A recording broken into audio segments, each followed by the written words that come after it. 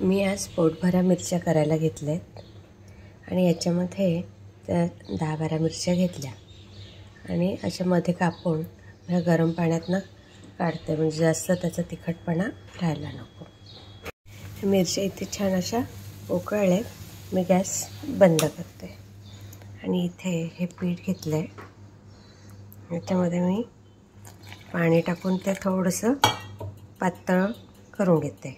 त्याच्यात मीठ टाकते थोडंसं,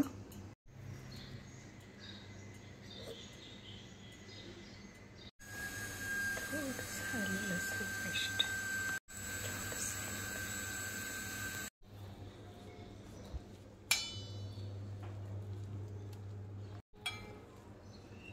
असं घट्ट मिश्रण थोडंसं तयार केलं आहे। आता ह्या उकळलेल्या मिरच्या ज्या आहेत त्या आपल्याला याच्यात टाकून घ्यायच्या। तर इथे तेल चांगलं तापलंय बघा। ह्या मिरच्या ज्या आहेत त्याच्यामध्ये असं पीठ भरून घ्यायचं, पीठ चांगलं पिठामध्ये असं बुडवून घ्यायचं आहे। याच्यात एक एक करून टाकायचं।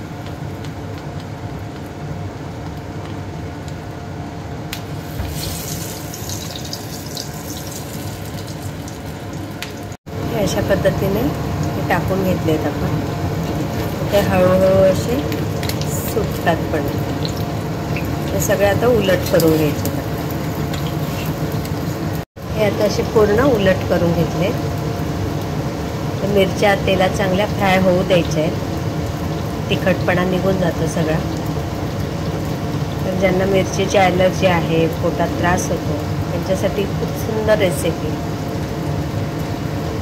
आता भांड्याला हे थोडंसं पीठ चिकटलेलं होतं ना, त्यात थोडं पाणी घालून घेतलं, ते मी आता याच्यावर हळूहळू टाकते।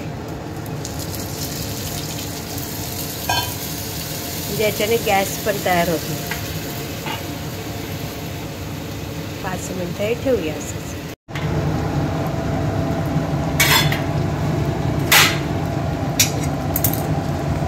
बघा किती छान झालंय। आता याच्याने कुठलाही त्रास होणार नाही, बाधत नाही तशा मिरच्या। हे सगळ्या काढून घेऊ। हे बघा उलट सुलट केल्या, मस्त मिरच्या तयार झाल्या। वडिलांना माझ्या हिरवी मिरची चालत नाही ना, म्हणून मी लाल तिखट टाकते, थोडंसं मीठ चवीप्रमाणे आणि हळद टाकते। पप्पा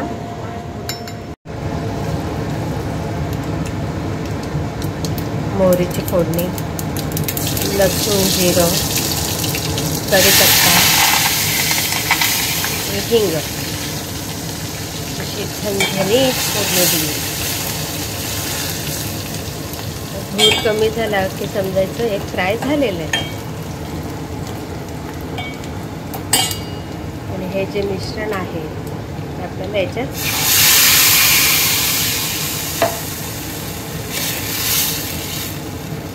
आता आपल्याला कशी घट्ट पातळ पाहिजे तसं आपण पाणी टाकून घेऊया याच्यात।